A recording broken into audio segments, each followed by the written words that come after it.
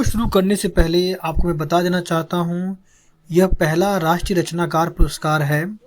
इसमें उन लोगों को इनाम दिया जा रहा है जिन्होंने कुछ रचनाओं के द्वारा, कुछ अपने इन्वेशन के द्वारा कुछ अनोखा किया है जो भारत के काम आ रहा है और एक पीढ़ी को एक संदेश दे रहे हैं और जिनको देख के भारत के युवा आगे कुछ सीख सकें। उनको प्रोत्साहन देने के लिए माननीय प्रधानमंत्री मोदी जी ने उनको ये पुरस्कार दिया और ये सम्मान दिया और सबको दिखा रहे हैं ताकि उनको देख के हमारे देश के और भी जो युवक हैं वो आगे निकलें और राष्ट्र निर्माण में अपना योगदान दें। तो दोस्तों, दिल थाम के बैठिएगा और पूरा वीडियो ज़रूर देखिएगा।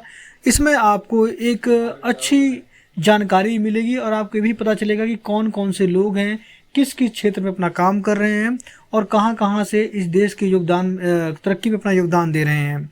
तो माननीय प्रधानमंत्री मोदी जी ने उनको प्रोत्साहन के लिए जो किया बहुत ही सम्माननीय बात है, क्योंकि अगर ऐसे लोगों को सम्मान दिया जाएगा तो हमारे जो देश का विकास है और जो आम जन है वो भी कुछ करने के लिए प्रयत्नशील रहेगा और इस देश के लिए कुछ खास करेगा और आने वाले कल के लिए अपने देश के युवाओं के लिए, भविष्य के लिए कुछ बड़ा योगदान देगा।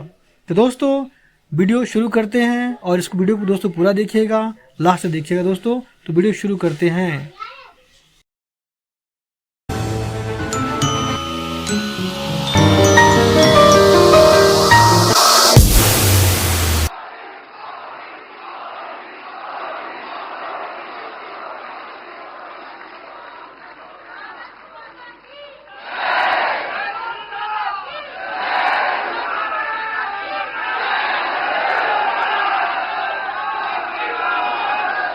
हमारे आत्मविश्वासी मुखर नए भारत के कहानीकार, हमारे डिजिटल कंटेंट क्रिएटर्स की प्रतिभा को सम्मान देने के लिए, नेशनल क्रिएटर्स अवार्ड का मंच प्रदान करने के लिए, इस विजन को सामने लाने के लिए माननीय प्रधानमंत्री जी का बहुत बहुत आभार। और आप सब डिजिटल कंटेंट क्रिएटर्स की ओर से माननीय प्रधानमंत्री जी का स्वागत करने के लिए मैं फेमस पॉडकास्टर राज शमानी को मंच पर आमंत्रित करती हूं।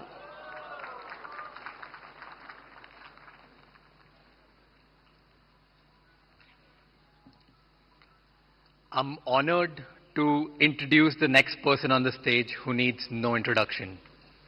But before I do that, I want you to thank your stars. शुक्र मनाओ guys कि ये content creator नहीं है, क्योंकि अगर ये होते तो हम सबकी दुकानें बंद हो जाती। Because जब ये रील बनाते हैं तो वायरल हो जाती है, जब ये ट्वीट करते हैं तो वो ट्रेंड बन जाता है, जब ये रेडियो शो पे जाते हैं तो वर्ल्ड का नंबर 1 रेडियो शो बन जाता है, जब ये कोई स्लोगन देते हैं तो वो हैशटैग बन जाता है। He does not write the trend, he is the trend.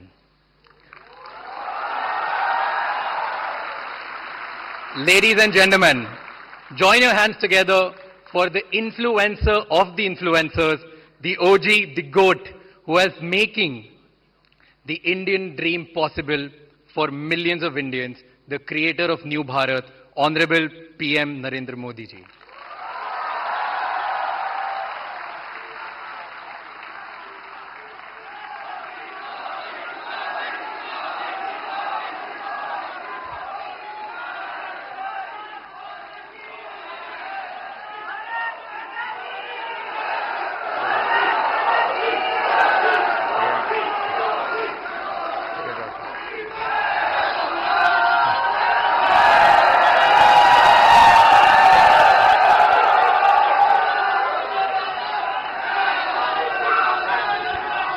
Thank you Raj Shamani.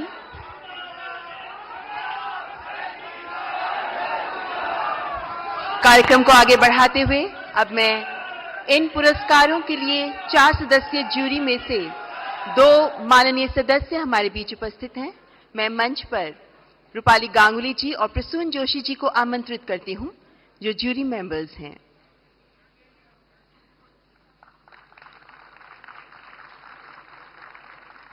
और अब अति आदरणीय प्रधानमंत्री जी के कर कमलों द्वारा पुरस्कार वितरण का शुभारंभ किया जाएगा। माननीय प्रधानमंत्री जी तथा माननीय मंत्री महोदय, आपसे अनुरोध करती हूं कृपया पुरस्कार वितरण का शुभारंभ करने के लिए मंच पर आगे आएं। The first category, the award for the New India Champion. The award goes to Abhi and New.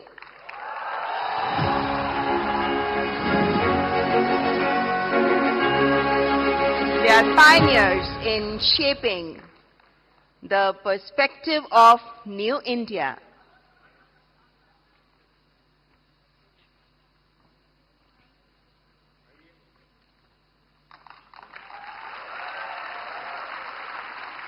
Through their insightful content and wide range of topics, they have raised awareness for New India.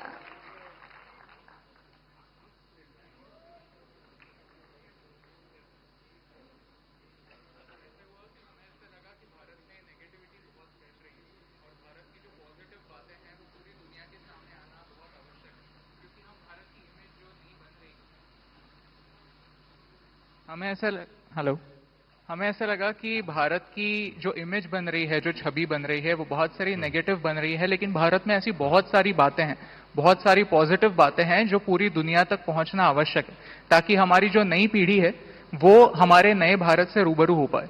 तो इसीलिए हमने सोचा कि क्यों ना हमें जो दिखता है वो पूरी दुनिया के सामने लाए।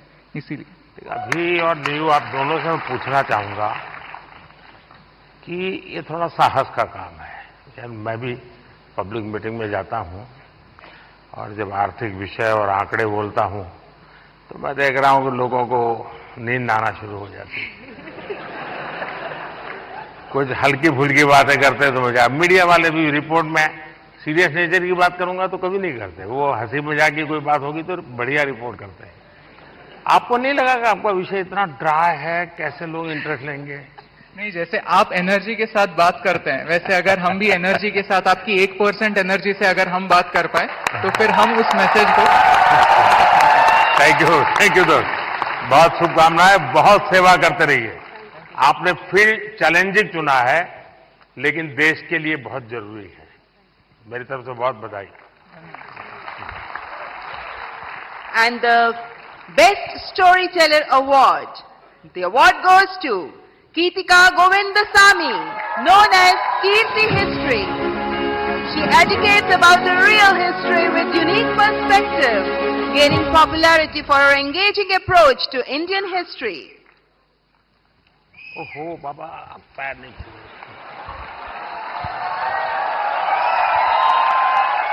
देखिए, वैसे पॉलिटिक्स में पता नहीं देश में एक परंपरा बन गई, लोग पैर छूते हैं। कला जगत में पैर छूना उसका भाव अलग है, लेकिन मैं बहुत डिस्टर्ब हो जाता हूं, और उसमें भी जब कोई बेटी। Thank you, sir. मैं सुनना चाहूंगा आपके विषय में कुछ। अंजोगी, मुझे हिंदी समझ कर सकती हूँ, बट बोलने के लिए थोड़ा मुश्किल है। आपको जो मर्जी पड़े बोलो। ये देश बहुत बड़ा है, किसी न किसी कोने में तो आपको सुनने वाला मिल ही जाएगा। Ellarku vanakkam. I would really like to appreciate our Honorable Prime Minister for the fact that you have taken up Tamil in a lot of stages, and you said like Tamil. So I must start with Vanakkam. Yeah, vanakkam. So I'm really grateful for that. I always felt like it lacks a national platform, which you brought here. So I'm really grateful for that, sir. I'm so honored. I'm just shaking. I don't know what to say. Thank you so much. नहीं, आपको अनुभव क्या आ रहा है जब आप, क्योंकि इतिहास से कुछ घटनाएं उठाती हैं और बड़ा, अब तो जहां से ये काम कर रही है थोड़ा तकलीफ वाला इलाका है, तो क्या फील करती है आप? I would say it's little complicated, since history and politics are like interconnected. So it's like I get a lot of troll also, but that's fine. It's just share with the facts and all. Teenager का जो group है, हाँ। जो सबसे ज्यादा अपना समय यहाँ बिताता है, मतलब आप लोगों के लिए वो समय खर्चा करता है, उनको कौन सी चीजें ज्यादा अपीलिंग लगती है? They like actually in my audience I have a lot of teenagers and they really watch things. इन सब के वो सारे खिलाड़ी टीनेजर्स ही है। That's true. So they really like things about the stories which talks the greatness of India. So that kind of stories they really like a lot. उनको अच्छा लगता है। Yeah, yeah. चलिए, people really feel proud of it. बहुत सेवा कर रहे हैं आप देश की. Thank you. Thank sir. You. Thank you so all the much. Best. So big applause for Geetika Govindaswamy. And the next category is Disruptor of the Year Award. स्थापित मानदंडों को चैलेंज देकर नई राह बनाने वाले ये अवार्ड, जिसके विनर है रणवीर अलाहाबादिया.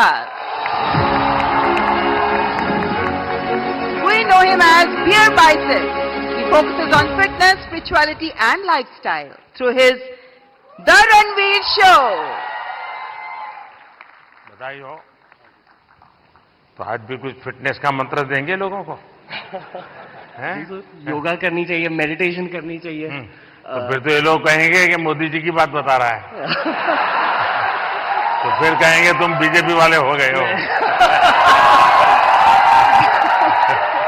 नहीं सर, मोदी जी शायद यूथ की बातें कर रहे हैं, तो पूरा यूथ ही मेडिटेशन कर रहा है. आप बस वही बात फिर से कह रहा हूं मैं. कभी मैं आपको पूरी तरह तो फॉलो कभी किया नहीं है, क्यों सर? क्योंकि बहुत कठिन होता है जी.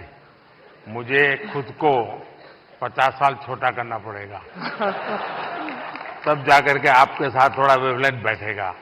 मेरा वेवलेंथ नहीं, मैं विषय पूछना, क्या नींद के संबंध में आपको कार्यक्रम करते हैं? कभी कभी एलियंस येटीज के सपने आते हैं. नहीं, मैं इसलिए कह रहा हूं कि सचमुच में नींद की बहुत उपेक्षा हो रही है जी. जबकि पूरी दिनचर्या में पहला टाइम टेबल नींद तय करनी चाहिए. मैं बहुत उल्टा बता रहा हूं आज, क्योंकि मैं उसका भुक्तभोगी हूं. मैं नींद के संबंध में बहुत ही इनडिसिप्लिन हूं. मैं बहुत कम सोता हूं और मेरे सब लोग मुझे डांटते रहते हैं, और कई सालों से मेरी बीमारी आ गई है. मैं बहुत कम सोता हूं, लेकिन मैं चाहता हूं लोग पूरी नींद, यानी सोते रहे ऐसा मैं नहीं चाहता हूं. मेरा जगाना, लोगों को जगाना मेरा काम है. लेकिन नींद के संबंध में हम ज्यादा उतने जागरूक नहीं है. कभी उस पर सोचिए ना. जी जी. योग निद्रा करनी चाहिए. योग निद्रा अलग है जी, वहां मत ले जाइए. देखिए, योग निद्रा वो विषय है जो नॉर्मली नींद से कठिनाइयां हैं, नहीं हो पाती.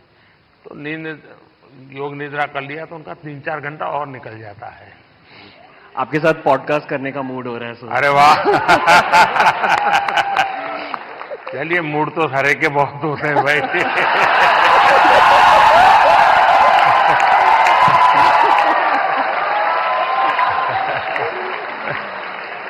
All the best. Thank you. और अगला पुरस्कार प्रकृति और पर्यावरण के प्रति समर्पित भाव से काम करने वाले ग्रीन चैंपियन अवार्ड, जिसके विनर हैं पंकति Pandey. As an ISRO scientist, Pankati amplifies the message of Mission Lifestyle for Environment. बहुत बहुत बधाई. कुछ अपने कार्य के विषय में बताइए. સર હું અમદાવાદથી છું. स्वागत है. आप लोगों अहमदाबादियों की पहचान है क्या आप लोगों को?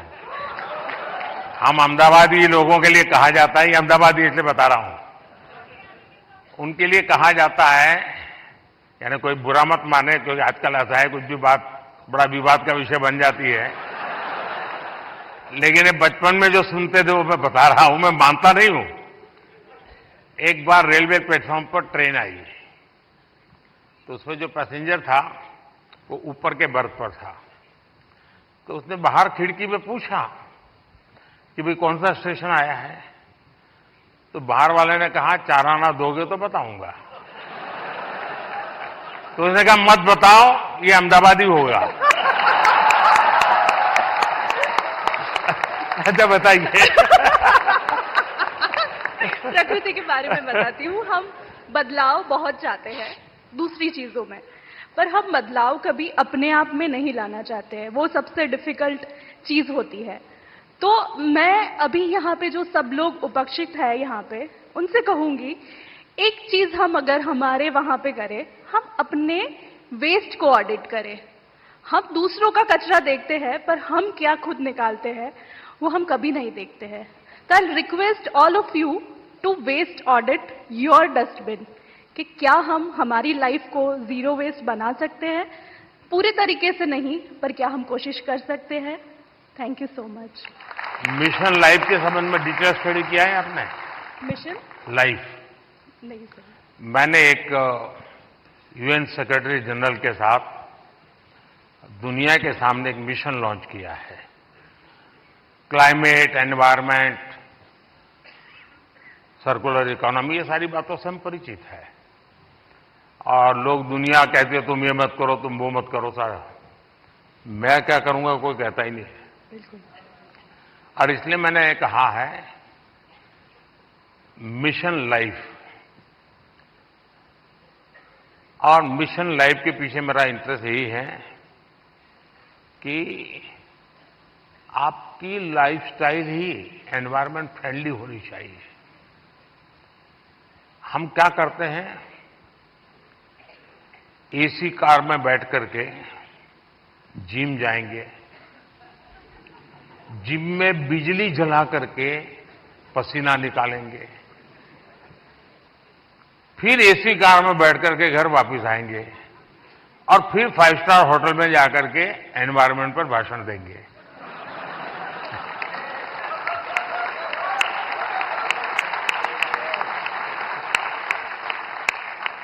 ये ग्लोबल वार्मिंग की समस्या का समाधान का सबसे बड़ा उपाय हमारी लाइफस्टाइल है। आपका यही मिशन है ना? यस सर, बिल्कुल। बहुत अच्छा ये काम कर रहे बदलाव हैं। हमसे है, बिल्कुल। और अहमदाबादी है तो वेस्ट का बेस कैसे बनाना, इसमें एक्सपर्टाइज होती है। ये अहमदाबादी लोग एक भी चीज फालतू छोड़ते ही नहीं है। धन्यवाद जी। माइक दे दीजिए क्योंकि वो काम आएगा।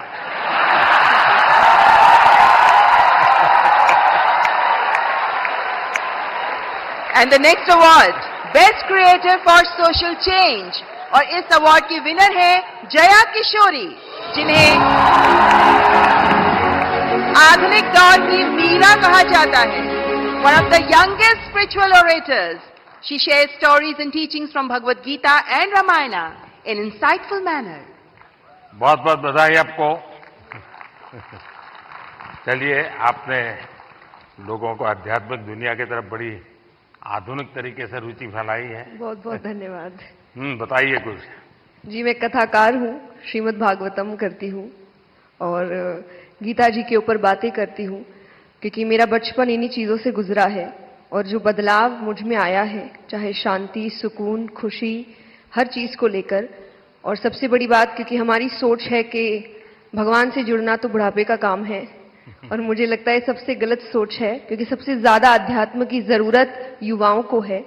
और अगर मैं मटेरियलिस्टिक लाइफ के साथ साथ आध्यात्मिक जीवन जी सकती हूँ, तो मुझे लगता है हर युवा जी सकता है। लोगों को डर लगता है कि अध्यात्म मतलब झोला लेके चले जाना। हाँ जी। तो आप उसको रास्ता पर बताइए ऐसा ना। बिल्कुल नहीं है, क्योंकि सबसे बड़ा आध्यात्मिक ज्ञान है श्रीमद् भगवद गीता, और वो एक ऐसे व्यक्ति को सुनाई जा रही है, अर्जुन, जो आगे जाके राजा बनने वाले हैं। और राजा से ज्यादा ऐश्वर्य किसी के पास नहीं होता। और गीता में भगवान ने एक बार भी, श्री कृष्ण ने नहीं कहा कि राज्य छोड़ दो, बस कहा अपना धर्म पूरा करो जहां भी हो। बहुत बहुत धन्यवाद। And now the most impactful Agri Creator Award. This award goes to Laksh Dabas. I invite his brother Mrinal Dabas to receive the award on his behalf. कृषि को लेकर इनोवेटिव टेक्निक से कैसे हम कृषि को समृद्ध कर सकते हैं, इसी पर काम करते रहे हैं लक्ष्य दबास। बधाई हो, आपका लक्ष्य सफल हो। बहुत बहुत शुक्रिया इस मंच से बुलाने के लिए प्रधानमंत्री साहब। मैं मृणाल डबास, हम जैविक किसान हैं। देश की जरूरत जरूर थी 1970s में कि एक ग्रीन रेवोल्यूशन आया गया, लेकिन उसके बाद देश बढ़ा और आज देश की जरूरत जैविक खेती की है, जिसमें कोई रसायन, कोई पेस्टिसाइड हमारे खाने में जो जहर हम डालते हैं वो ना डाला जाए। इसी संदर्भ में हमने 30,000 से ज्यादा किसानों को अपने खेत में बुला के, हम जटखोड़ खेत से बिलोंग करते हैं, जो दिल्ली सोनीपत बॉर्डर पे है, बुला के कैसे जैविक खेती की जाती है, किस तरह कीटों से बचाया जाता है, उस संदर्भ में उनको सिखाया है। अगर हम सरसों का तेल निकालते हैं तो एक्सपेलर यूनिट नहीं, जो प्राचीन समय में कच्ची घानी का तेल हुआ करता था। अगर हम गाय पाल रहे हैं, जर्सी एचएफ नहीं, जो हमारी देसी गाय है, गिर है, सहवाल है, थारपारकर है, राठी है, क्यों उसको ही हमें ज्यादा सेवा करनी चाहिए? और उसके दूध में और उसका जो घी बनता है, क्या उसमें ज्यादा प्रोटीन कंटेंट होता है और हमारे शरीर के लिए क्यों वो ज्यादा जरूरी है? इसी संदर्भ में हमारा उद्देश्य रहता है। और देखिए, लक्ष्य आप स्वयं तो एक मिशन बोर्ड में इस काम को कर रहे हैं, लेकिन आज आपका यहां आने से इनको भी और देश को पता चलेगा कि ऐसे नौजवान, जबकि दुनिया कुछ अलग सोचती है, ये अलग सोच रहा है।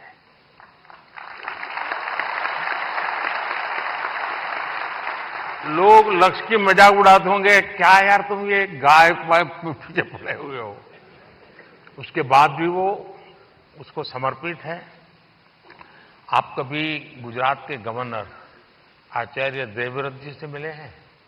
नहीं सर, ये अवसर नहीं। तो मैं आपसे आग्रह करूंगा, एक बार उनके साथ बैठिए।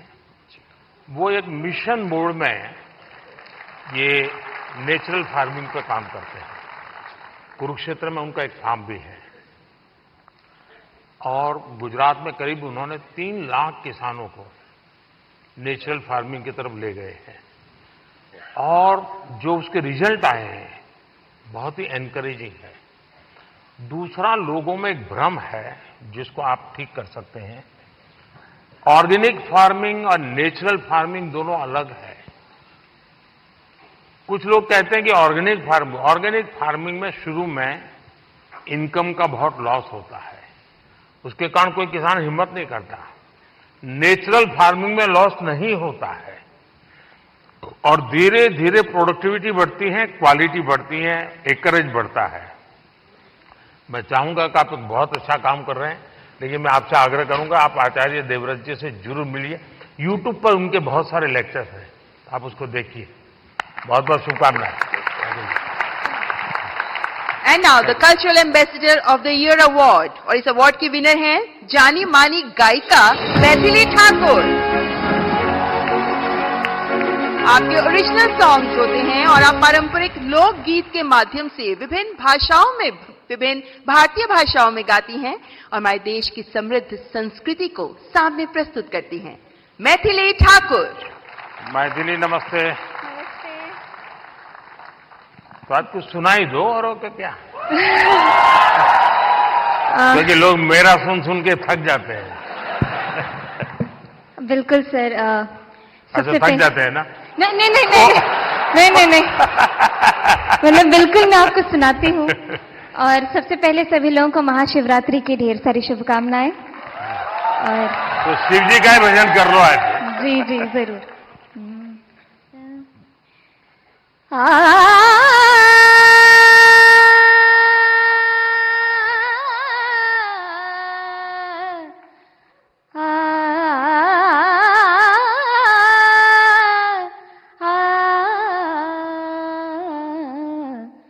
डिमिक डिमिक डमरू कर बाजे, प्रेम मगन नाचे भोला भोला। डिमिक डिमिक डमरू कर बाजे, प्रेम मगन नाचे भोला। सिंही नाद बजावत गावत, सिंही नाद बजावत गावत, लटक रही बगली झोला भोला। डिमिक डिमिक डमरू कर बाजे, प्रेम मगन नाचे भोला। बहुत बहुत बधाई मैथिली जी धन्यवाद आपको। आपने देखा होगा, मैंने मन की बात में एक बार एक जर्मन बच्ची का उल्लेख किया था। वो जन्म से उसको आंखें नहीं है, हिंदुस्तान देखा नहीं है, और मैं हैरान हूं कि भारत के दक्षिण भारत की भाषाओं के गीत इतना तेजी से ग्रास करती है। और भी पिछले दिनों यहाँ आई थी तो मेरा मिलना हुआ, तो उसने तमिल में मुझे शिव भजन सुनाया। और संगीत की क्या ताकत होती है, कोई भाषा उसको मालूम नहीं है जर्मनी के सिवाय, लेकिन अद्भुत प्रभाव पैदा करती है। आपको भी वो परमात्मा ने कृपा दी है, आपने साधना भी की है। मेरी तरफ से बहुत बहुत शुभकामनाएं। बहुत बहुत शुक्रिया। क्या मैं आपके साथ एक तस्वीर ले सकती हूँ? तस्वीर लेनी है? कैसे? अच्छा, सेल्फी के बिना नहीं चलता है। आज रात से मिले, मुझे बहुत खुशी हुई। बहुत बहुत शुक्रिया, धन्यवाद। And now the Best International Creator. इस अवार्ड में 3 लोगों के नाम हैं, किली Paul from Tanzania and Cassandra May Spitman, the German singer. And we have one more award winner in this Best International Creator category, and he is Drew Hicks. He's an American with Hindi and Bhojpuri skills, and he's gained fame for fluent Hindi and Bihari accent. तो आप हिंदी भी बोलते हैं, बिहारी भी बोलते हैं। यहाँ लोग आपकी बिहारी सुनना चाहेंगे। मैं इतना नर्वस फील कर रहा हूँ कि लगता है भोजपुरी, हिंदी, इंग्लिश सब भूल गया मैं, बट कोशिश करूंगा। जो भी बोल सकते बोल लीजिए। नहीं, मैं बहुत खुश हूँ, धन्यवाद अवार्ड के लिए। और मैं बस लोगों को खुश करना चाहता हूँ और भारत का नाम रोशन करना चाहता हूँ। अगर इसमें मैं सक्सेसफुल हूँ तो मैं खुश हूँ। ये टैलेंट कैसे आपको, कैसे इस तरफ रुचि बनी और कैसे आपकी जिंदगी यात्रा शुरू हुई? मेरा पापा actually BHU Banaras Hindu university में पढ़ाई किया था, तो मैंने बचपन में कुछ टाइम वहीं पे बनारस में स्पेंड किया। और फिर पटना में वो एक्चुअली मिथिला पेंटिंग्स का भी बिजनेस में था कुछ टाइम के लिए। हाँ, तो फिर उसके बाद बचपन के बाद मैं वापस US गया, बट US में मन नहीं लगा। मेरे को लगा मुझको जल्दी घर वापस आना है, तो मैं आ गया। चलिए, आपको बहुत बहुत शुभकामना। आपका एक वाक्य भी इस देश के नौजवानों के लिए बहुत इंस्पायर करेगा। शुक्रिया, ऑल द बेस्ट। धन्यवाद। और हमारे देश के टूरिज्म पोटेंशियल को सामने लाने वाले बेस्ट ट्रैवल क्रिएटर अवार्ड के विनर हैं Kamiya Jaani, the founder of Curly Tales. हमारे देश के कई ऐसे पहलुओं को सामने रखा है जो अभी तक अनएक्सप्लोर्ड रहे हैं। So the beauty of India has been showcased by her in her videos. That's Kamya Jani. बहुत बहुत बधाई। Thank you so much. Thank you. Thank you. Kamiya जी बताइए। मुझे घूमने का बहुत शौक है और मुझे लगता है कि जब हम ऑफिस से थके आ रहे आते हैं या वीक भर पूरा काम करते हैं, वीकेंड्स में हमें एंजॉय करना चाहिए। जो इतनी ब्यूटीफुल नेचुरल ब्यूटी हिंदुस्तान में है वो एंजॉय करनी चाहिए। और मुझे लगता है भारत सबसे ज्यादा खूबसूरत देश है और यही ऑब्जेक्टिव है कि ग्लोबल मैप पर भारत नंबर 1 पर हो बस। और फिलहाल कंफ्यूज्ड हूं, लक्षद्वीप जाऊं या द्वारका? द्वारका आपको काफी नीचे जाना पड़ेगा। लेकिन वो मेरा अनुभव बहुत ही अद्भुत था। खैर, उसकी बात कभी फिर करूंगा, लेकिन मैं नहीं मानता सब टूरिस्टों के लिए कितना सुविधाजनक होगा। लेकिन अब जैसे मैं आदि कैलाश गया था, आदि कैलाश हमारा काफी ऊंचे टॉप पर है, और दूसरी तरफ मैं यहां द्वारिका में काफी मीटर नीचे चला गया पुरानी द्वारिका देखने के लिए। आप ये जब भारत के इन धरोहर का परिचय करवाती हो, तो मैं एक विषय, 2 विषय लेकर इन दिनों चल रहा हूं। उसमें आप जो क्रिएटर्स होते हैं मदद कर सकते हैं। एक हमारे लोग क्या करते हैं, जैसे कहीं चले गए सोमनाथ, तो बस में, ट्रेन में अपनी कार से उतरेंगे, भागेंगे, और जैसे भगवान अभी कहीं जा रहे हैं तो पकड़ो। उनके दिमाग में यही रहता है, तो दौड़ो, पकड़ो, और फिर एक बार देख लिया तो इधर उधर छुट्टी। मैं कहता हूं भाई ऐसा क्यों करते हो? जहां जाते हो कम से कम एक रात रुकिए। टोटल जो आपका बजट है, टूर ट्रैवल का टोटल बजट है, कम से कम 5%, 10% लोकल कुछ न कुछ चीज खरीदिए, लोकल प्रोडक्ट खरीदिए। अब फिर आप कहेंगे नहीं हमने पानी पूरी खरीदी थी, ऐसा नहीं। खाना वाना तो कंपलसरी है, खाएंगे, लेकिन कोई वहां की प्रोडक्ट, क्योंकि हमारे देश की ये भी एक सामर्थ्य है और वहां की इकोनॉमी को बहुत बड़ा बल मिलता है। अब जैसे मान लीजिए आप बद्रीनाथ गए और वहीं से थोड़ा एक 5 किलोमीटर दूर मणा गांव गए और मणा गांव से हैंडीक्राफ्ट खरीदा, तो हिंदुस्तान का वो पहला गांव, उसके बाद चाइना आ जाता है, वो पहला गांव, वहां के कुछ चीजें खरीद करके अपने गांव ले जाओगे, देश की एकता को हमेशा हमेशा बनाए रखने में काम आएगा। तो कभी आप ऐसे विषयों को भी अगर प्रमोट कर सकते हैं तो बहुत अच्छा होगा। बिल्कुल, बहुत सारे मंदिर कवर किए हैं मैंने अपने वीडियोस में, और आपका बहुत बड़ा थैंक यू, क्योंकि अब सारे ही मंदिरों को बहुत ही नया रूप मिल चुका है। So thank you for that. Thank you. And now let's recognize the best creator in tech category. और इसके विनर हैं टेक्निकल गुरुजी के नाम से जाने जाने वाले गौरव चौधरी। आपका पहला टेक चैनल है जो 1 करोड़ सब्सक्राइबर्स के मार्क को क्रॉस कर गया, and you even covered UPI in Paris. That's Gaurav Chaudhary.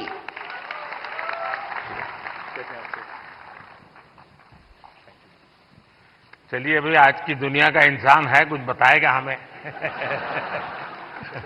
तो चलिए शुरू करते हैं।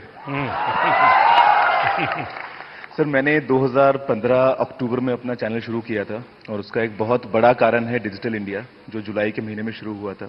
उससे 1 साल पहले जब आपने make in India program start किया तो हमने देखा कि कैसे टेक्नोलॉजी के फील्ड में स्पेशली इंडिया, जो हमेशा से हम जानते हैं कि हम सभी का जो टैलेंट है वो तो बहुत अच्छा है ही, लेकिन जैसे हमने देखा कि हमारे देश में जब मैन्युफैक्चरिंग स्टार्ट हुई, जो बाहर की कंपनियां भी इंडिया में आ रही हैं, तो उससे मुझे लगा कि क्यों ना मैं अगर अपना थोड़ा नॉलेज शेयर कर पाऊं, तो बस वही स्टार्ट किया है। आपने ध्यान में आया होगा, एक विषय को लेकर के मैं भारत काफी कुछ कर रहा है और दुनिया को भी मैं कहता रहता हूं। सभी दुनिया के बड़े बड़े नेताओं से इस विषय में मेरी जरूर चर्चा होती है, और भारत का जो डिजिटल इंडिया का सक्सेस है, ये तो गौरव बराबर अच्छे तरह जानते हैं क्योंकि उसी फील्ड में काम करते हैं। लेकिन मेरा एक आग्रह रहता है कि उज्जवल भविष्य के लिए हमें टेक्नोलॉजी को डेमोक्रेटाइज करना चाहिए।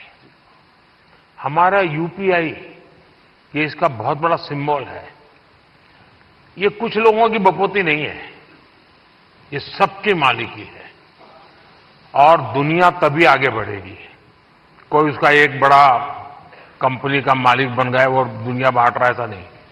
हम उसको डेमोक्रेटाइज करते हैं, और मैं मानता हूं जितना ये पहलू आपके माध्यम से पहुंचेगा कि टेक्नोलॉजी को डेमोक्रेटाइज करने की क्यों जरूरत है, दुनिया के उज्जवल भविष्य के लिए थोड़ा सीरियस विषय लगेगा। लेकिन मैं गौरव जैसे दोस्तों से चाहूंगा कि आप इसको जरा बल दीजिए। सर, मुझे ऐसा लगता है कि टेक्नोलॉजी जो है वो हम सभी को एक ताकत देती है आज की दुनिया में। मैं अभी पेरिस में गया था पिछले हफ्ते, और मैंने जब वहां की टिकट यूपीआई से खरीदी तो बहुत खुशी हुई, और मुझे लगता है कि इंडिया के पास में वो सारे सॉल्यूशंस हैं जो पूरी दुनिया के देश जो है अपनी जगहों पे इंप्लीमेंट कर सकते हैं। तो जरूर से कोशिश रहेगी। बहुत बहुत बधाई। Thank you. और माननीय प्रधानमंत्री जी के स्वच्छ भारत अभियान से प्रेरणा लेकर जिन लोगों ने डिजिटल कंटेंट क्रिएट किया, उनमें से चुने गए स्वच्छता एम्बेसडर हैं मल्हार कलाम्बे, अ नोटेड एनवायरमेंटलिस्ट जो 2017 से प्रति सप्ताह स्वच्छता अभियान चलाते रहे हैं, स्वच्छता और सतत विकास को लेकर जागरूकता भी फैलाते रहे हैं। दैट्स मल्हार कलाम्बे। मल्हार, ये जो लोग क्रिएटर्स हैं ना, उसमें कुछ लोग वो भी हैं जो क्या खाना चाहिए वो भी कहते हैं।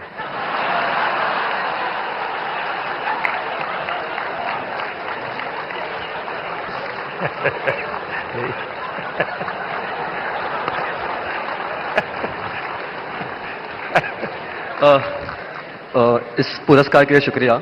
मैं बेसिकली एनवायरमेंटलिस्ट हूँ। हम पिछले 6.5 साल से मुंबई में स्वच्छता मुहिम चला रहे हैं, आप ही से प्रेरणा लेके। पिछले 6.5 सालों में हम लोगों ने 500 से ज़्यादा क्लीन अप ड्राइव्स ऑर्गेनाइज की है, 80 लाख किलो से ज़्यादा कचरा मुंबई से साफ किया है। बट इतने सालों में मैंने एक चीज़ देखी है कि लोगों को कचरा उठाने में शर्म आती है, लज्जा लगती है। कई लोगों ने मुझे कचरे वाला तक कहा है, बट मैं एक चीज़ में विश्वास रखता हूँ कि अगर देश साफ करना है तो हाथ तो गंदे करने पड़ेंगे। Thank you. बहुत बहुत शुभकामनाएं। और आपने युवकों को बड़ी प्रेरणा दी है। अच्छी अच्छी सेलिब्रिटीज उनके साथ जुड़ती हैं, काफी मेहनत करते हैं और नियमित रूप से करते हैं, ऐसा नहीं टोकनिज्म करते हैं। और उन्होंने एक वातावरण बनाया है। मैं आपको बहुत बधाई देता हूं, लेकिन फिर भी मैं चाहूंगा थोड़ा बट सर मैं एक चीज कहना चाहूंगा, अपने अंकित भैया के साथ लास्ट ईयर स्वच्छ भारत दिन के दिन क्लीन अप किया था। ये मेरी भी एक इच्छा है कि कभी आपके साथ क्लीन अप कर पाऊं। वाह, थैंक यू। जरूर जरूर मौका मिलेगा। और हमारी हर प्रकार की सफाई में काम आ सकता है। इस चुनाव में भी सफाई होने वाली है।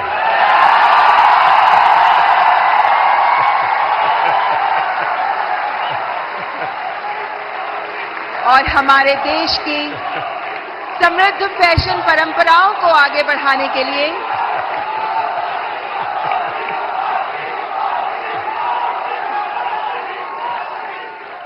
The next category heritage fashion icon award, और इस अवार्ड के विनर हैं जहानवीर सिंह। आप पूरी तरह भारत के पारंपरिक फैशन को आगे बढ़ा रही हैं, जिनमें भारतीय साड़ियां भी मौजूद हैं। Spirituality, Bhagavad Gita, heritage fashion पर आप काम करती रही हैं। दैट्स जहानवीर सिंह। लो बाबा, पैर मत छूइए। बहुत बहुत बधाई आपको। और दुनिया में भारत की चीज, क्योंकि टेक्सटाइल मार्केट फैशन के साथ ही जा सकता है, वो अकेला नहीं जाता है आजकल, क्योंकि रेडीमेड ब्रांड का जमाना है। और आप बड़ी मदद कर रही है, कुछ सुनाइए लोगों को। बहुत बहुत धन्यवाद। मेरा नाम जानवी है और सबसे पहले बहुत धन्यवाद इस पुरस्कार के लिए। और मैं चाह रही हूँ कि इस नए भारत में जो हमारी प्राचीन परंपरा है उसे अपनी संस्कृति, शास्त्र, संस्कार और साड़ियों के माध्यम से आगे लेके जाऊं। और मेरा सबसे यही अनुरोध है कि अपनी संस्कृति, शास्त्र, संस्कारों को भूलिए मत, उसे अपने साथ रखिए। आप कितने भी मॉडर्न हो जाएं, हमेशा ये रूट्स आपको याद होनी चाहिए। एक है अब दुनिया में रेडीमेड का जमाना है जी। और मैं मानता हूं कि हमने इस प्रकार किसी को अगर गाइड कर सकते, आप जैसे लोग गाइड कर सकते, जैसे अब साफा कोई मानता नहीं, रेडीमेड आता है पहन लेता है, फोटो वोटो निकल जाती है। धोती मानता नहीं कोई, रेडीमेड आता है पहन लेता है। भारतीय जो वेश है उसमें भी साड़ी कठिन काम है पहनना। अगर उस आ रहा है थोड़ा बहुत, लेकिन मैं समझता हूं वो जितना ज्यादा प्रमोट होगा, दुनिया में बहुत बड़ा मार्केट बनने वाला है। तो उस दिशा में कैसे आप लोगों को इंस्पायर कर सकती है? मुझे लगता है हमारे देश में बहुत अलग अलग प्रकार के टेक्सटाइल्स हैं और उसको अपने वीडियोस से मैं प्रमोट करती हूँ। उसका पहनावा कैसा है, उसकी बुनाई कैसे की जाती है, टेक्सटाइल कैसा है, तो उसको आगे ले जाने का प्रयास है वीडियोस के माध्यम से, ताकि लोगों को पता चले कि हमारे भारत में इतने अलग अलग टेक्सटाइल्स और इतने सुंदर प्रिंट्स, वेराइटीज हैं जो हमें देश के सामने लानी चाहिए। और भारत एक सबसे सुंदर देश है और उसकी विरासत, उसकी परंपरा, संस्कार, संस्कृति, हर एक चीज बहुत सुंदर है। तो मेरा यही प्रयास है कि मैं उसको आगे लेके जाऊं। देखिए, भारत फैशन की दुनिया में लीडर रहा है। बहुत लोग हैरान हो जाएंगे अगर आज लोगों को लगता है मिनी स्कर्ट ये आधुनिकता की निशानी है, या पर्स ऐसे लटकाती बहनें।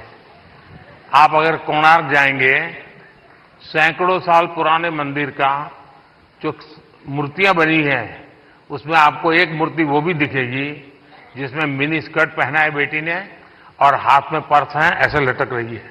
यानी सैकड़ों साल पहले फैशन का वो नॉलेज यहां पर पत्थर तराशने वाले को भी था।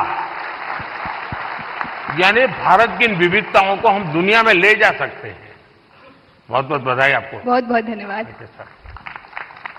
और बेस्ट क्रिएटिव क्रिएटर फीमेल की श्रेणी में पुरस्कार प्राप्त कर रही हैं श्रद्धा। जिन्हें ये मशहूर है अय्यो श्रद्धा के नाम से। आप अलग अलग भाषाओं में कॉमेडी प्रस्तुत करती हैं, हास्य कलाकार।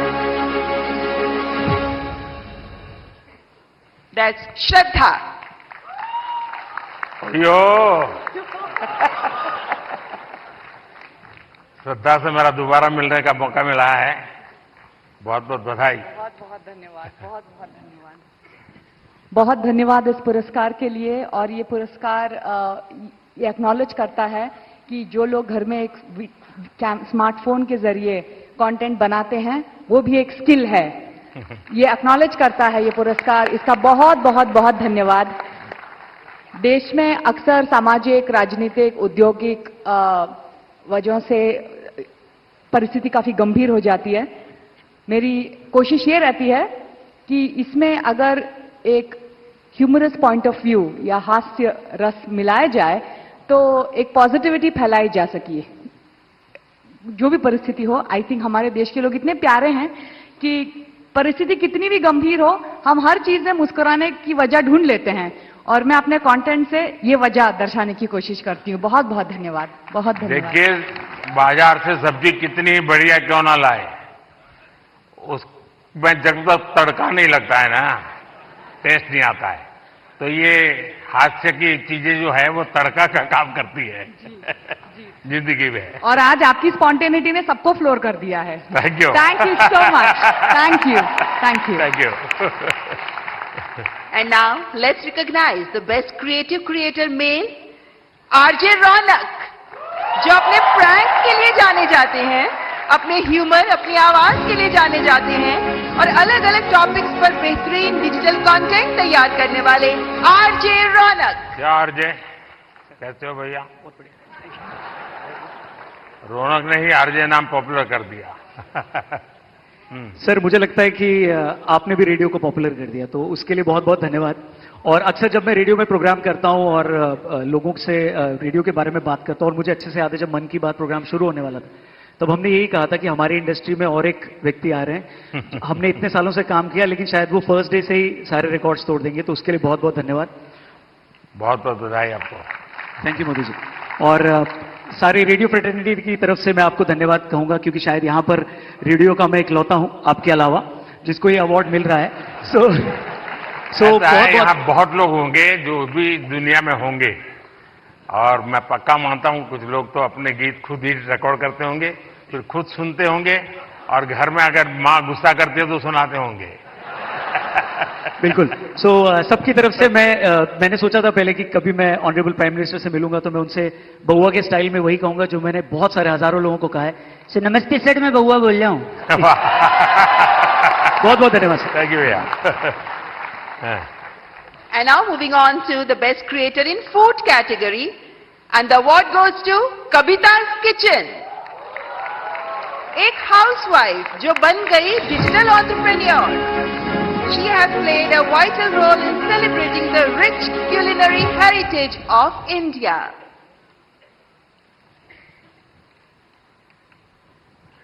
कविता जी, बहुत बहुत बधाई आपको।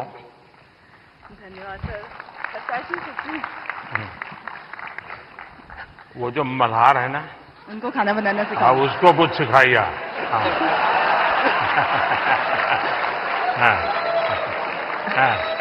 सर धन्यवाद इस पुरस्कार के लिए।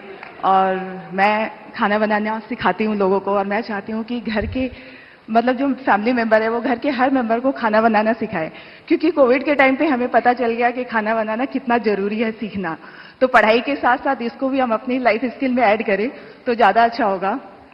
और साथ में मैं चाहती हूँ कि जैसे स्कूल वगैरह में हम बच्चों को बाकी चीजें पढ़ाते हैं, तो उसके साथ अगर हम एग्रीकल्चर भी सिखाएं तो बच्चों को ये पता चलेगा कि एक अनाज उगाने में कितना मेहनत होता है।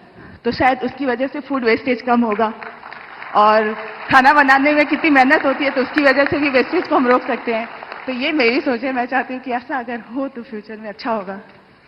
अच्छा हुआ आप इस काम को किया, और आपके कारण लोग जानेंगे, कि वरना हमारे गुजरात के लोगों का एक स्वभाव रहा है, वो सैटरडे शाम को कहीं के रेस्टोरेंट ढूंढते रहते हैं, फास्ट फूड। और फिर वहाँ मैक्सिकन कहाँ मिलेगा, पिछले सप्ताह मैक्सिकन लिया, इस बार इटालियन कहाँ मिलेगा। और अगर वो कुल्लू मनाली जाएंगे तो यार गुजराती डिश कहाँ मिलेगा।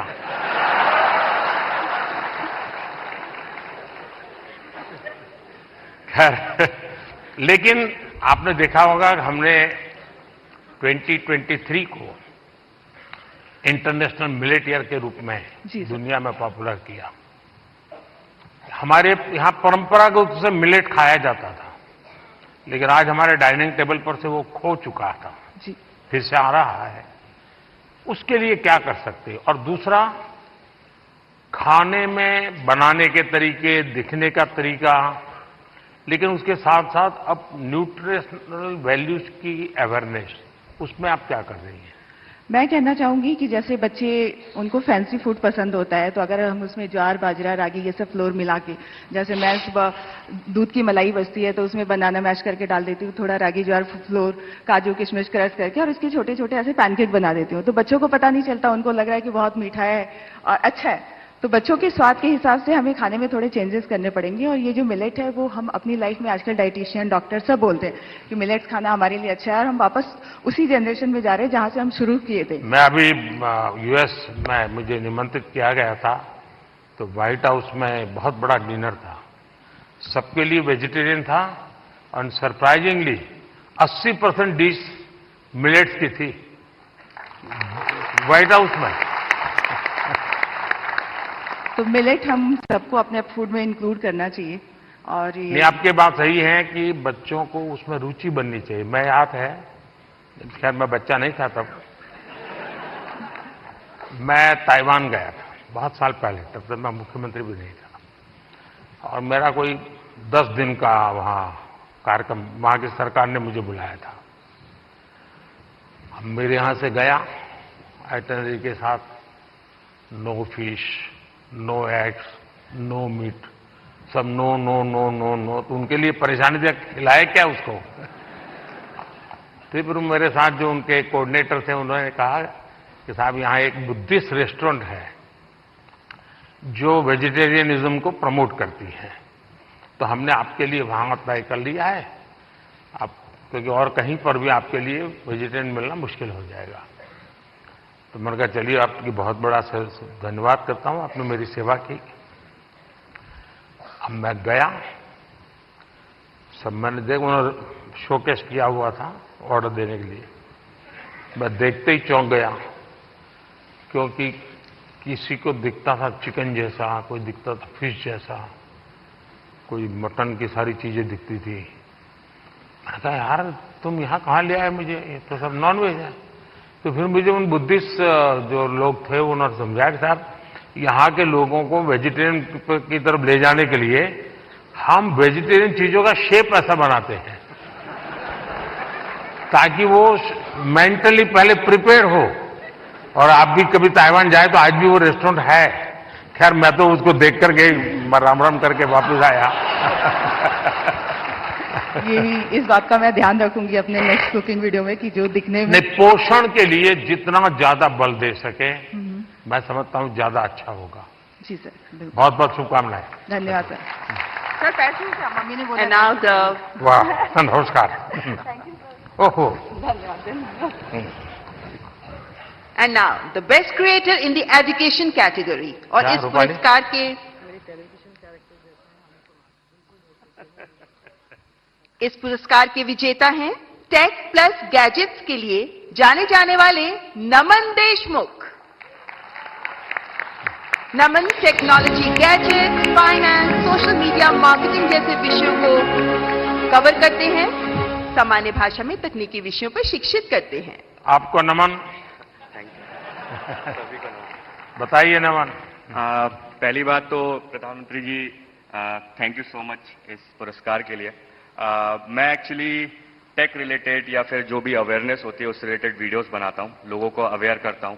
जिस तरीके से इंडिया में टेक्नोलॉजी या फिर बाकी की चीजें बढ़ रही हैं, उस तरीके से बहुत सारे स्कैम्स भी बढ़ते जा रहे हैं, जहां पे कई सारे ऐसे भी लोग हैं जो शायद अपना बैंक अकाउंट तक खाली करवा देते हैं कुछ स्कैम्स के कारण। तो उस टाइप की वीडियोस रहती है मेरी।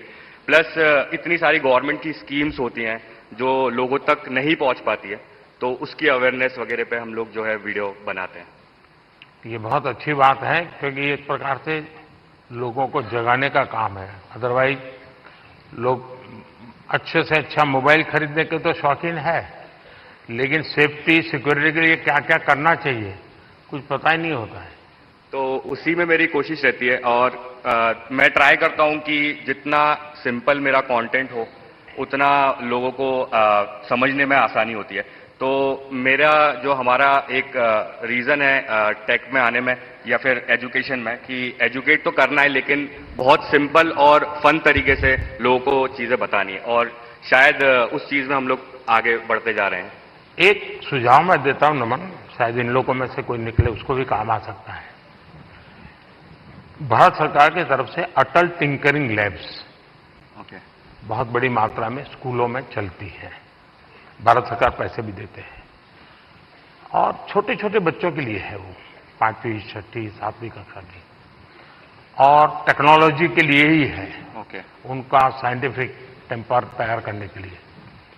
लेकिन मैं उन दिनों इन बच्चों को जब मिलता हूं, क्या चीजें बना बना के लाते हैं, क्या सोच करके लाते हैं। कभी आप ऐसे अटल टिंकरिंग लैब में जाकर के उसको अगर कभी कवर करें तो हो सकता है कि ये बहुत बड़ा हमारे बच्चों को। और दूसरा मैंने देखा, चंद्रयान लैंडिंग के बाद हमारे देश में साइंटिफिक टेम्पर के प्रति बहुत बड़ी रुचि बनी है। बच्चों को लगने लगा है कि हमने साइंस मैथ की दुनिया में जाना चाहिए, और ये आप लोग जो क्रिएट करते हैं चीजें, हमारे बच्चों को साइंटिफिक दुनिया में जाने के लिए प्रेरित करने वाली जितनी चीजें करेंगे बहुत बड़ी सेवा होगी। प्रधानमंत्री जी, मैं ये आपकी जो बात है वो जरूर, मतलब उस चीज पे भी मैं वीडियो बनाने वाला हूँ फॉर श्योर। और जितनी भी चीजें होती है, जितना भी हम वीडियो बनाते हैं अवेयरनेस को लेके, मैं इस चीज को लेके बहुत ज्यादा खुश होता हूँ कि लोग एजुकेशन के प्रति बहुत ज्यादा आज के टाइम पे आगे बढ़ते जा रहे हैं और लोग सीखना चाह रहे हैं। तो सोशल मीडिया एक ऐसा प्लेटफॉर्म बन चुका है जहां पे लोग अच्छे तरीके से बहुत सारी चीजें सीखते हैं। तो जो आपका सजेशन है उसके लिए मैं 100% काम करने वाला हूँ। बहुत बहुत बधाई। Thank you sir. Best health and fitness creator award के विजेता हैं अंकित बयानपुरिया, एक फिटनेस इन्फ्लुएंसर जो अपने 75 हार्ड चैलेंज के लिए बहुत मशहूर हुए, और आप फिटनेस के साथ साथ अध्यात्म को भी जोड़ते हैं। अंकित बयानपुरिया। कहा अंकित?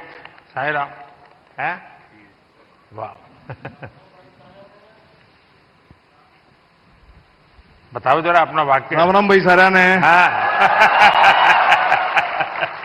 बहुत बहुत बधाई। बहुत बहुत धन्यवाद। सुनाइए सबको, और चैलेंज भी दे दीजिए आप तो।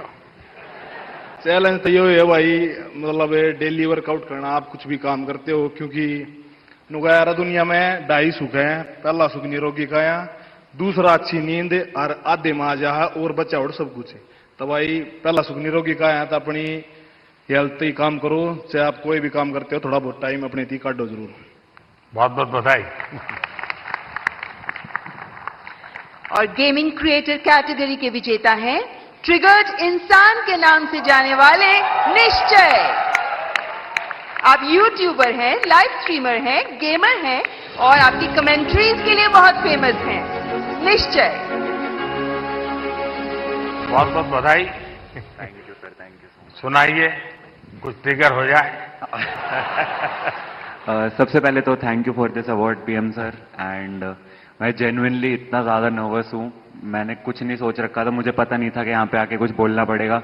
जब मैंने देखा सब आके कुछ बोल रहे, तब से मैं सोच रहा था, लिख रहा था फोन में कि क्या बोलूँगा, एंड अभी भी नहीं पता क्या बोल रहा हूँ। बस एक चीज़ बोल रही थी कि गेमिंग कैटेगरी में ये अवार्ड दिया गया है, तो उसके लिए बस थैंक यू बोलना था सर, कि गेमिंग को भी रिकॉग्निशन मतलब मिल रही है, and it's a big thing. So thank you so much. बहुत बहुत शुभकामनाएं।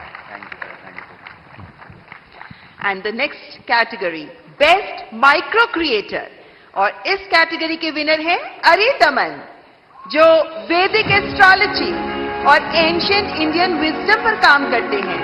आप आध्यात्म पर काम करते हैं और ज्योतिष पर काम करते हैं, और सबको प्रेरणा देते हैं। ओहो भैया, झुको मत। बहुत बहुत बधाई। तो आज क्या कार्यक्रम है? आज का बस यही कार्यक्रम है। नहीं, इसलिए ये सारे लाइन लगा के खड़े रह जाएंगे, क्योंकि ज्योतिष ऐसी चीज है, कोई भी हाथ दिखाता है। मैं अपना बचपन का एक अनुभव बता दूं। मैं ट्रैवलिंग करता था बहुत, और कभी आरक्षण रिजर्वेशन तो कोई सोचना ही नहीं था। भीड़ बहुत होती थी अनरिजर्व डिब्बे में। तो मैं क्या करता था, देखता था कि यहां थोड़ा मौका है, तो मैं किसी का हाथ पकड़ के शुरू करता था देखना। तुरंत लोग मेरे लिए सीट की व्यवस्था करते थे।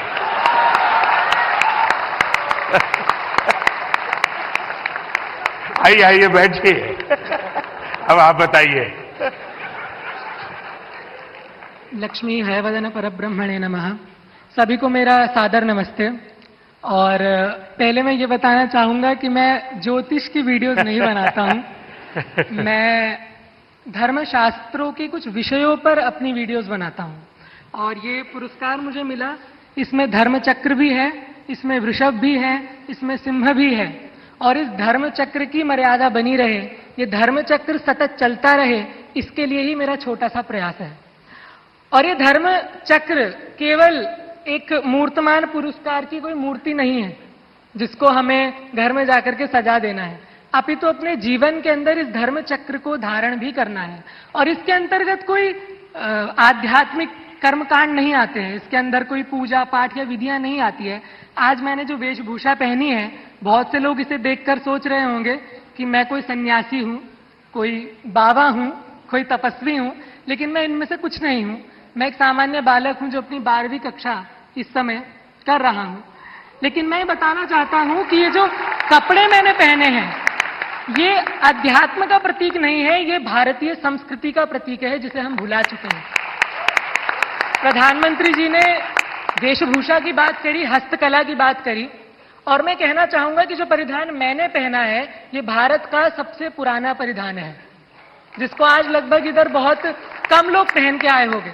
तो मैं आशा करता हूं कि मेरे छोटे से योगदान से, यद्यपि मैं एक बहुत बड़ा क्रिएटर नहीं हूं, लेकिन मेरे छोटे से योगदान से मैं इस राष्ट्र के धर्मचक्र में एक छोटा सा सहयोग देता हूं। और उसके लिए आप सभी का मैं साथ मांगता हूं। और उसके लिए मुझे यहां बुलाने के लिए प्रधानमंत्री जी का बहुत बहुत अभिनंदन, आप सभी लोगों का बहुत बहुत अभिनंदन। नमस्कार। आप अरी कैसे आइडेंटिफाई करते हैं और अरी का दमन कैसे करते हैं? प्रथम तो अरि अंतर्मन के शत्रुओं का ही दमन करें। और बाहरी शत्रु बहुत रूप से होते हैं, फिजिकल शत्रु भी होते हैं, अंतर्मन के शत्रु भी होते हैं, परंपराओं के शत्रु भी होते हैं, रहन सहन के शत्रु भी होते हैं। और मैं समझता हूं कि जितनी हद तक हम इन शत्रुओं का निवारण कर सके उतना ही अच्छा है। और मैं इस अपने नाम को सार्थक करने के लिए उस लक्ष्य की तरफ अग्रसर हूं। और माननीय प्रधानमंत्री जी के आशीर्वाद से, आप सभी के आशीर्वाद से मैं इस पर आगे बढ़ता रहूं, ऐसी मेरी आशा है। बहुत बहुत शुभकामनाएं। And now the best nano creator award. और इस अवार्ड के विजेता हैं देवभूमि उत्तराखंड के चमोली जिले के पीयूष पुरोहित। पीयूष जो स्थानों की, लोगों के और उन क्षेत्रीय त्योहारों के बारे में बताते हैं जिनके बारे में लोगों को बहुत कम पता होता है। जोरदार तालियां पीयूष पुरोहित के लिए। पीयूष, बधाई हो। सुनाओ। सर, मैं उत्तराखंड से हूँ और चमोली से हो? हाँ जी। तो सर, मैं अपने जो उत्तराखंड की पुरानी परंपरा होती है उनको प्रमोट करने की कोशिश करता हूँ। और मतलब अलग तरीके से थोड़ी VFX वगैरह, एडिटिंग वगैरह से उसे थोड़ा और एंटरटेन करने की कोशिश करता हूँ। जैसे कि उसमें थोड़ा VFX यूज कर लिया, जैसे वीडियोस में VFX होते हैं, विजुअल आर्ट्स। मैंने मन की बात में एक बार लोगों को अपील किया था किसी और राज्य के गीत को गाइए, और चमोली का जो गीत है एक, वो केरल की बच्चियों ने स्कूल में गाया था, बहुत पॉपुलर हो गया था। शायद आपने वायरल देखा होगा उसको। चमोली का वो गीत बड़ा फेमस है, लोगों के स्वागत के लिए गाया जाता है। बहुत बहुत बधाई हो आपको। हाँ, कहिए। कोई बात नहीं, सब फर्स्ट टाइम वाले ही हैं।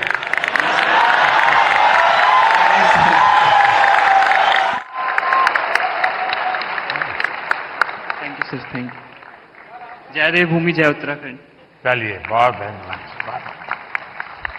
और नेशनल क्रिएटर्स अवार्ड्स की आखिरी श्रेणी बेस्ट सेलिब्रिटी क्रिएटर अवार्ड, और ये अवार्ड दिया जा रहा है अमन गुप्ता को। एक उद्यमी के तौर पर अपनी सफलता और अपने इनोवेटिव बिजनेस स्ट्रैटेजीज के लिए मशहूर शार्क टैंक इंडिया में भी शामिल अमन गुप्ता। अमन, बहुत बहुत बधाई हो। सर, आप तो अब सक्सेसफुल है अपने जीवन में भी और दुनिया को भी दिखा रहे हो, जरा बताइए। तो सर 2016 में जब startup India stand up India आया था, हमने अपनी कंपनी स्टार्ट करी थी सर। बोट तो जब हमने स्टार्ट करी थी तो लोग बोलते थे कि ये क्या कर लेंगे, ऐसा छोटा सा ब्रांड, कुछ नहीं कर पाएंगे। और आज सर 2024 7 साल बाद sir we are world's second largest sir, विश्व second largest audio brand sir. 2021 में सर कोविड आया सर, हमारा सारा सामान इंडिया के बाहर बनता था सर। 2021 में आपने मेक इन इंडिया स्टार्ट किया सर, यहाँ पहन के घूमते हैं सर प्राउडली हम। और सर आज की time sir 70% of our products are now made in India sir. तो सर अभी अगला हमारा बस यही विजन है सर कि इंडिया से कोई ब्रांड, अच्छा ब्रांड इंडिया से बाहर जाए। और जैसे यहाँ पे जब कोई फिरंगी प्रोडक्ट आता है और लाइन लगती है, हम चाहते हैं फिरंगी भी हमारा प्रोडक्ट लाइन लगा के खरीदे सर। बहुत बहुत बधाई। बहुत बहुत बधाई। Thank you sir. Thank you. बहुत बहुत आभार माननीय प्रधानमंत्री जी, ये पुरस्कार प्रदान करने के लिए आपका बहुत बहुत शुक्रिया। मैं दोनों जजेज और भी 2 लोग थे, लेकिन शायद वो बाहर है। मैं जजेज का बहुत धन्यवाद करता हूँ, इतने शानदार लोगों को परिचय करवा दिया आपने। बहुत बहुत बधाई आपको। तो दोस्तों, देखा आपने, प्रधानमंत्री मोदी जी ने सभी को प्रोत्साहन दिया और सभी ने अपने अपने क्षेत्र में बेहतरीन काम किए हैं, इसमें कोई शक नहीं है। और बहुत से लोगों को आप पहले से जानते हैं, यूट्यूब पे आप देखते हैं, उनके बारे में आप पहले से सुनते होंगे। और यकीनन ये बहुत ही अच्छा कदम है हमारे देश के लिए। हो सकता है आने वाले कल में आपका भी इसमें नाम हो और इसको देख के और भी कुछ युवा अच्छा करने की कोशिश करें और अपने अपने फील्ड में कुछ नया टेक्नोलॉजी में या किसी भी क्षेत्र में या धार्मिक या किसी भी क्षेत्र में अपना जरूर अपना एक अच्छा सा एक पहचान बनाएं जो इस देश को आगे मार्गदर्शन पे ले जाए। तो दोस्तों, मैं हूं आपका दोस्त भारत और दोस्तों आप देख रहे थे भारत सवेरा। आपका समय शुभ हो दोस्तों। जय हिंद, जय भारत।